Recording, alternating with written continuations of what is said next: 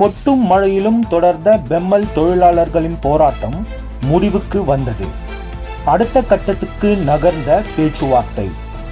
இந்திய கம்யூனிஸ்ட் கட்சி மாவட்ட பொதுச் செயலாளர் வழக்கறிஞர் ஜோதிபாசு கடைசி நாளான இன்று எழுச்சி உரை. கடந்த 26 நாளாக நடந்து வந்த பெம்மல் ஒப்பந்த தொழிலாளர்களின் தொடர் போராட்டம் இன்று முடிவுக்கு வந்தது. ரீஜனல் லேபர் கமிஷனர் மற்றும் கான்சிலேஷன் ஆஃபீஸரின் அறிவுறுத்தலின்படி இரண்டு தரப்புக்கும் சுமூகமான தீர்வு காண கோஆர்டினேஷன் கமிட்டி இந்த முடிவை எடுத்துள்ளது. இந்த முடிவின்படி தொழிலாளர்கள் வரும் திங்கட்கிழமை முதல் பணிக்கு திரும்பும்படி கோஆர்டினேஷன் கமிட்டி கேட்டுக்கொண்டுள்ளனர். ட்ரையல் கோர்ட்ல ஜூனியர் டிவிஷன் கோர்ட்ல ஆர்குமெண்ட் பண்ணவில்லைன்னா ஜூனியர் டிவிஷன்ல அவர் ஆர்குமெண்ட் பண்ணும்போது உங்களை தொழிலாளியாவே கன்சிடர் பண்ணல, இவங்களுக்கு சம்பந்தமே இல்லை அப்படின்னு சொல்லிட்டு ரொம்ப ஆர்குமெண்ட் பண்ணார். ஆனா அதே வாயி பங்காரப்பேட் கோர்ட்ல ஆர்குமெண்ட் பண்ணும்போது இல்ல கன்சிலேஷன் இஸ் பெண்டிங், நாங்க சால்வ் பண்ணிக்கிறதுக்கு தயாராக வரோம், நாங்க பேசுறோம் சொல்லிட்டு அவங்களுடைய ஸ்ட்ராட்டஜி மாறுது.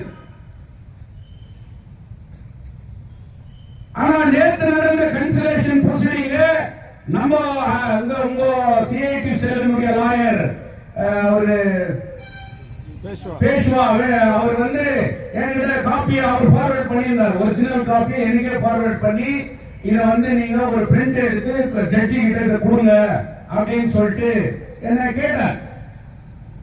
ஜட்ஜி எல்லாத்தையும் படிச்சார்.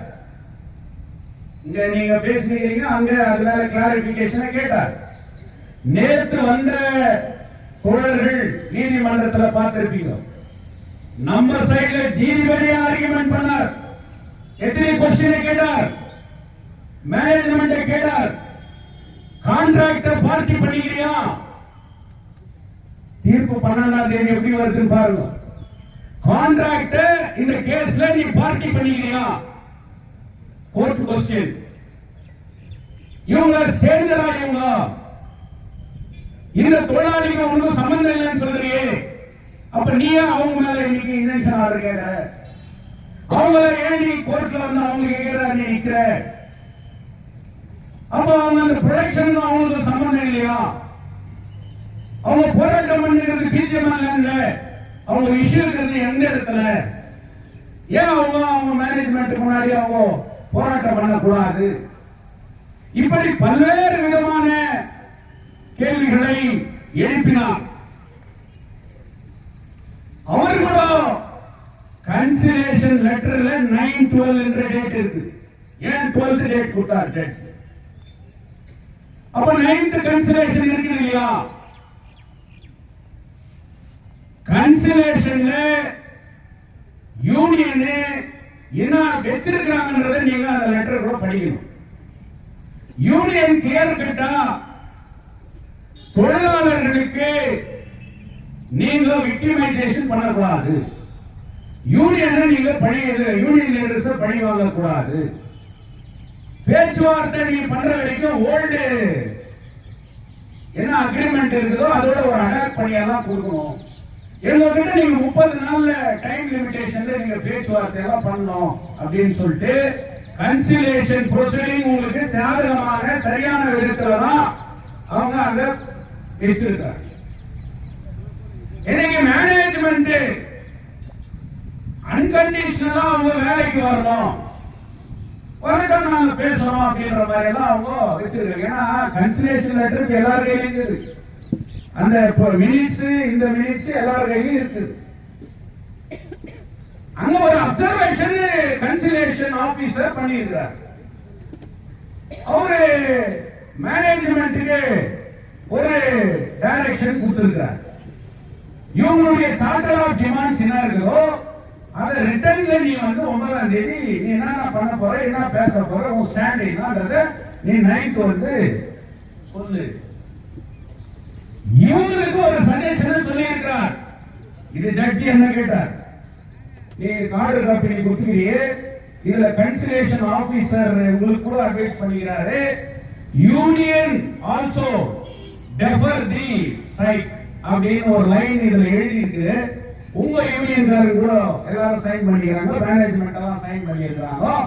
நீ என்ன சொல்ற அவங்க சார்பா அப்படின்னு சொல்லு. சோ அந்த இடத்துல கூட நான் என்ன சொன்னேன், இப்போ கூட மேனேஜ்மெண்ட் தரப்புல இவர் பேசுறாரு, இவர் ஏதாவது அண்டர்டேக்கிங் எடுத்துக்கிட்டோம், இவர் இங்க கூட வாதம் வேற மாதிரி தானே இன்னைக்கு வைக்கிறாரு, அங்க வேற மாதிரி பேசுறாங்க, இங்க வேற மாதிரி பேசுறாங்க அப்படின்றதெல்லாம் நான் சொன்னேன். இங்க என்னுடைய ஸ்டாண்டு கன்சிலேஷன் மேல என்ன முடிவு எடுக்கணும், தொழிலாளர்கள் சார்பாக நான் இந்த தொழிலாளர்களுடைய நிலைப்பாடு என்ன இருக்கிறதோ, இந்த தொழிலாளர்கள் உறுதிமிக்க அவர்களுடைய போராட்டம் சிதைந்துவிடக் கூடாது என்பதிலே மீண்டும் மீண்டும் நான் எச்சரிக்கின்றேன். சகோதரர் சிவகுமாரையை நான் கேட்கிறேன், 4 யூனியன் இருக்கிறீங்க, மாடு கதை உங்களுக்கு தெரியும். தனித்தனியா மாடு பிரிஞ்ச போது சிங்கம் எப்படி மாடை வேட்டையாடியது சின்ன வயசுல நாம பச்ச கதை. நிர்வாகம் பல்வேறு விதங்களிலே தந்திரங்களை பயன்படுத்துவார்கள். நிர்வாகம் பயந்திருக்கிறது. நிர்வாகம் உங்களிடம் கண்டிப்பாக ஒரு சரியான பேச்சுவார்த்தை நடத்தி ஒரு தீர்வு காணுவார்கள் என்கின்ற நம்பிக்கை இருக்கிறது. இதற்கு காரணம் இது அரசியல் ரீதியாக சமூக போராட்டமாக தங்கவயலே ஒன்று திரண்டு அனைத்து அமைப்பினரும் தேர்ந்தெடுக்கப்பட்ட பிரதிநிதிகள் எல்லாம் ஒன்று திரண்டு இது மக்கள் போராட்டமாக, இது மண்ணின் போராட்டமாக உருவெடுத்ததனுடைய விளைவு. இது நிர்வாகம் இன்றைக்கு உங்கள் பிரச்சனையை நாங்கள் பேசி தீர்த்துக் கொள்ளுவோம் என்கின்ற அளவுக்கு இறங்கி வருகிறார்கள், இறங்கி வந்திருக்கிறார்கள் என்று சொன்னால் உனக்கு வெற்றியா தோல்வியா? நீ சோர்ந்து விடக் கூடாது. உனக்கு சங்கம் இருக்கிறது, நீங்கள் அதிலே உறுப்பினராக இருக்கிறீர்கள். முடிவுகளை எடுக்கின்ற போது பிளவுபடாமல் ஒன்றுபட்ட ஒரு முடிவை நீங்கள் எடுக்க வேண்டும். அந்த கன்சிலேஷன் ப்ரொசீடிங் இருக்கும் போது நீங்க சொல்றாரு கோர்ட்ல நாளைக்கு கேஸ் போட்டுருவான், கோர்ட் அது போட்டுட்டா நம்ம என்ன பண்றது? லீகலா அந்த ஆப்ஷன் கூட இருக்குது, நாம இல்லைன்னு சொல்ல முடியாது. கன்சிலேஷன் ப்ரொசீடிங்ஸ் இருக்கும் போது இந்த மாதிரி சட்ட சிக்கல் சூழ்நிலைகளை நிர்வாகம் உருவாக்குற ஒரு நிலை இருக்கிறது, இல்லைன்னு சொல்ல முடியாது. நான் இங்க என்ன வைக்கிறேன்னு சொன்னா, தங்கவயலில ஒரு குழப்பம் ஏற்பட்டு இருக்கிறது. இவர்கள் உண்ணாவிரதம் என்று சொன்னார்கள். ஏன் உண்ணாவிரதம் உட்காரல? ஏன்னா நீ மெசேஜ் அவங்க கூறல. ராலின்னு சொன்னாங்க, ஏன் ராலியை இவங்க நடத்தல அப்படின்ற ஒரு நிலை இன்னைக்கு இருக்குது. நான் கூட எங்க போயிருக்கிற ஒரு அம்மா வந்து, நான் வரமா அந்த போராட்டத்துக்கு, நான் வர அந்த 30ஆம் தேதி அப்படின்னு சொல்லிட்டு ஒரு ஸ்கூலுக்கு போயிட்டு இருக்கும்போது சொல்றாங்க. அப்போ உங்களுடைய பிரச்சனை மக்களை போய் சேர்ந்து இருக்கிறது. அந்த மக்களுக்கு நீ என்ன சொல்ல, என்ன பண்ற? மக்கள் மத்தியில இன்னைக்கு தங்கவயல்ல நீ உன் இஷ்டத்துக்கு ஏதோ ஒரு முடிவு பண்ணினு நீ எடுத்தன்னு சொன்னா, நாளைக்கு இந்த தங்கவயல் மக்கள் உங்கள் பின் அணிதிரண்டு வருவார்களா? அவர்கள் உங்கள் பின் அணிதிரண்டு வர வேண்டுமானால் நம்மளுடைய நிலைப்பாட்டை சரியான முறையிலே எடுக்க வேண்டிய கட்டங்கள் இருக்கிறது. அதனால இந்த இடத்துல ஒரு பிளவுபட்ட ஒரு முடிவை எடுக்க கூடாது என்பது என்னுடைய தாழ்மையான வேண்டுகோள். செங்கோடியை பார்த்துதான் நான் எடுத்துட்டு வந்தேன். எனக்கு கூட ஒரு ஐடென்டிட்டி, நான் சிபிஐ லீடர், எனக்கு கூட ஏஐடிசி தொழிற்சங்க லீடர், நான் கூட எதனா பேசலாம், ஆனா பேச மாட்டேன். தொழிலாளர்களுடைய போராட்டம் இது கொடிகளினுடைய போராட்டம் அல்ல. அதுதான் நீங்க சொன்ன செங்கோடி என்று கோட்பட பண்ணும்போது கார்ல் மார்க்ஸ் வகுத்து கொடுத்த அந்த டாஸ் கேபிட்டலின் அடிப்படையிலே உலக தொழிலாளர்களே ஒன்றுபடுங்கள். நீங்கள் ஒன்றுபட்டால் இழப்பதற்கு அடிமை சங்கிலி தவிர வேற இல்லைன்னு சொன்னார். ஆல்டர்னேட் ஸ்லோகன் இன்னைக்கு இல்லை. இன்னைக்கு பாபா சாஹிப் அம்பேத்கர் அவர்களுடைய கான்ஸ்டிடியூஷனலா இன்னைக்கு பல்வேறு நிலைகள் இருக்கிறது. அவருடைய சட்டங்கள் இன்றைக்கு நம்மை பாதுகாத்துக் கொண்டிருக்கிறது. அதனாலதான் மார்க்சுடைய சிந்தனைகளோ பாபா சாஹிப் அம்பேத்கர் அவர்களுடைய சிந்தனைகளோ ஒன்றுபட்ட பந்தம் தான் இது. அதனால்தான் செங்கோடியும் நீலக்கொடியும் ஒன்றுபட்டிருக்கிறது என்று நான் சொன்னேன். இன்றைக்கு தங்க வயலிலே யாரும் அரசியல் ஐடென்டிட்டியோடு இந்த போராட்டத்தை ஆதரிக்கவில்லை. இன்று கூட நாளை கூட நீங்கள் அறிவித்தீர்களானால் உங்களோடு கட்சியை மறந்து கொடியை மறந்து என் மண் என்று ஒரே நிலைப்பாட்டோடு உங்களோடு போராடுவதற்கு எல்லோரும் தயாராக இருக்கிறார்கள். நீங்கள் ஒன்றுபட்ட முடிவை எடுங்கள். மேனேஜ்மெண்ட் இப்படி பண்ணிடுவானா அப்படி பண்ணிடுவானா அது ஆயிடுமா இதாயிடுமான்றது இல்லை. அமர்ந்து சரியான முறையிலே தோழர் சிவகுமார் அவர்கள் 4 யூனியனுடைய ரெப்ரசன்டேட்டிவ் ஒரு ஒன்றுபட்ட நிலையோடு தான் முடிவை எடுக்கணும். தனிப்பட்ட எந்த முடிவையும் நீங்க எடுக்க கூடாது என்பது என்னுடைய தாழ்மையான மீண்டும் மீண்டும் அந்த வார்த்தையை நான் உபயோகிக்கிறேன். நிர்வாகம் பயந்திருக்கிறது, பயப்படலன்னு சொல்ல முடியாது. மேனேஜ்மெண்ட் இன்னைக்கு எப்படி அவ்வளவு ப்ரொடக்ஷன் இன்னைக்கு அப்படியே நின்றுட்டு கொஞ்சமா சொல்லலாம். ப்ரொடக்ஷன் போயிடுது அப்படி போயிடுது. அங்க பாத்ரூம் நாடுறதும் கேண்டீன் நாடுறதும் மெடிக்கல் சென்டர் கிளீனா இல்லாததும் அங்க அவஸ்தப்பட்டுகிறதும் அங்க பிராக்டிகலா இருக்குது. என்னதான் இருந்தாலும் நான் கீழே வந்தாலும் எனக்கு மண்ணு ஓட்டலன்னு கொஞ்சம் அப்படியே நிக்கிறான். வீசில மண்ணு ஓட்டலன்றான். இன்னைக்கு அது கூட தெரிஞ்சு இதுக்கு மேல நம்ம மறைக்க முடியாது, நாம பேசி தீர்த்துக்கலாம் அப்படின்ற ஒரு நிலைப்பாட்டோட அவங்க இன்னைக்கு வந்திருக்கிறாங்க.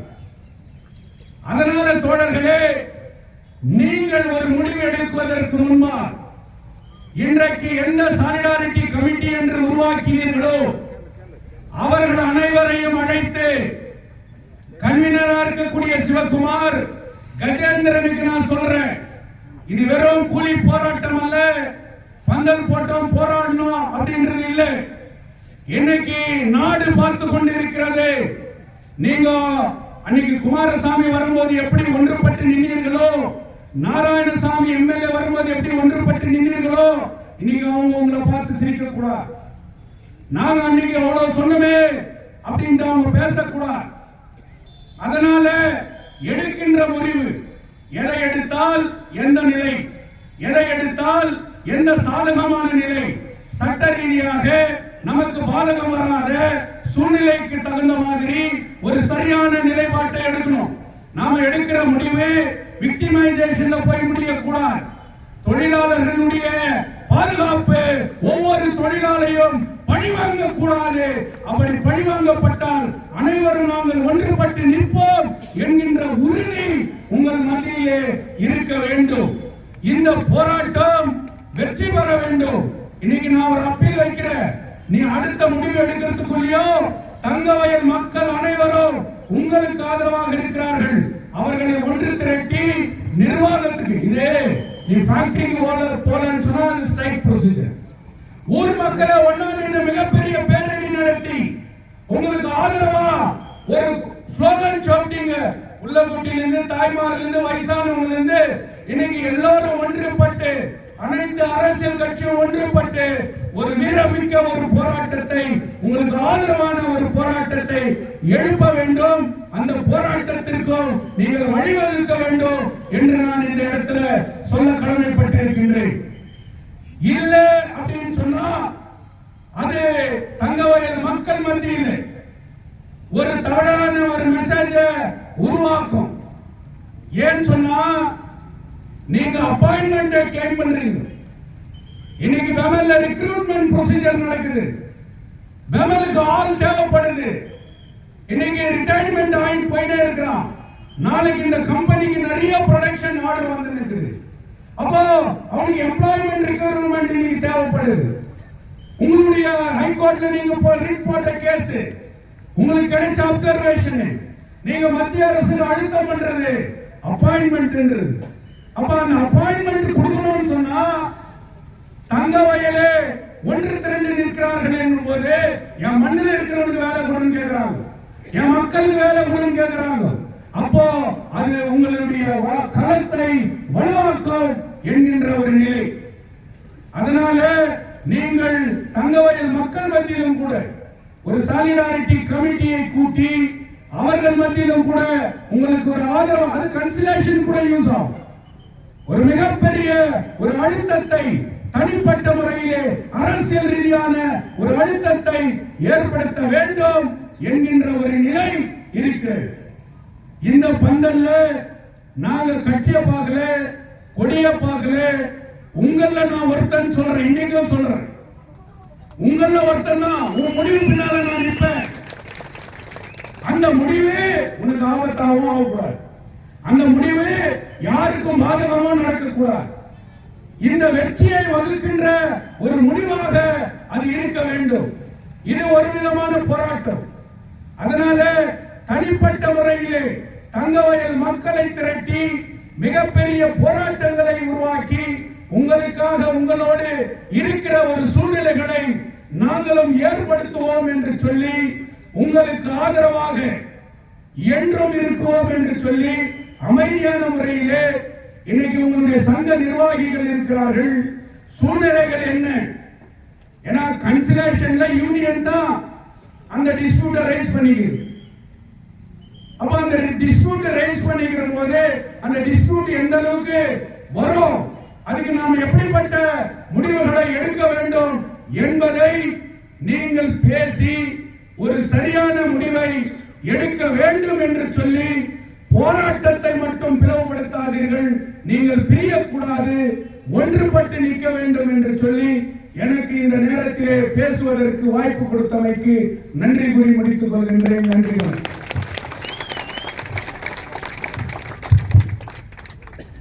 தொடர்ந்து